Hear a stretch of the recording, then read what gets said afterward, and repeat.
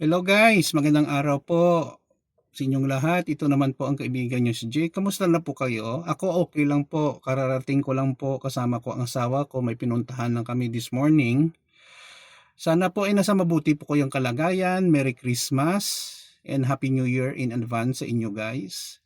Ano bang topic natin for today? This is very applicable to everyone, including myself. There are no rewinds or replay ang ating buhay. In life, there is no replay or rewind. Totoo yan. Once ang isang bagay dumaan na sa atin, sitwasyon, mga pagsubok, success at iba-iba pa, hindi na natin maibalik. Hindi natin ma-change ang nangyari na. That's the reality of life. That's why thousands or even millions of years ago, man tries to make a time machine para makabalik po sila sa past. Pero by God's grace, hindi talaga mangyayari yon. Siguro kung ikaw, ako, or sino pa man, mabigyan ng chance na mabago ang nakaraan, gusto natin maibago para makoreksyonan natin or maayos kung ano man ang mga mali natin sa buhay na nagawa, ano ang mga sitwasyon na hindi natin nasabi sa ating mga kakilala, kamag-anak, magulang, kapatid. Sana nasabi natin, hindi na nagsisisi tayo sa ngayon kasi hindi na natin maibalik ang nakalipas pa. For me, whatever happened in the past, it can be a lessons to be learned, not to repeat, and to improve ourselves.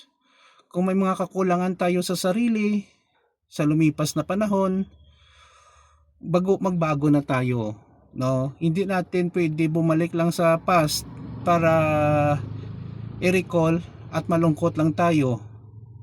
It does not help ourselves, guys. Madidepress lang tayo.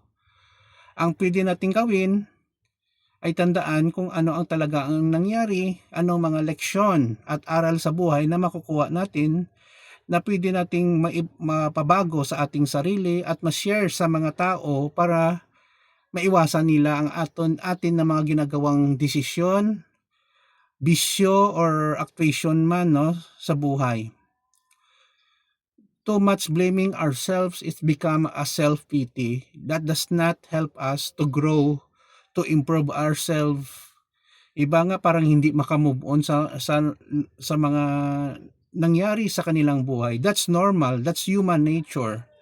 But try to think of it guys, kung palagi lang natin iniisip ang nakalipas, maibago pa natin lahat? Siyempre hindi na. Kung before, may mga di kayo pag-uunawaan ng iyong mga kaibigan, it's about time to reach out and try to reconcile. Kung gusto nila, fine. Kung hindi, okay lang. At least you have tried your best. Sa mga magkakapatid na may mga misunderstanding, try to talk with them. Try to accept the reality na kahit magkapatid kayo, may mga individual differences kayo. At wag na pong ibalik ang lumipas, bagkos magsilbing aral yon sa inyong lahat, magpatawaran at magmahala na lang. So ako, marami din akong mga bad memories in the past, pero ako na-learn ko na lang yon, and then kung maalala ko minsan, instead na malungkot ako, ay natatawa na lang ako. It makes me a better person. And then I learned how to move on with my life, to forgive. And for those people na nagbibigay halaga sa akin, sila na lang ang binibigyan ko ng halaga din.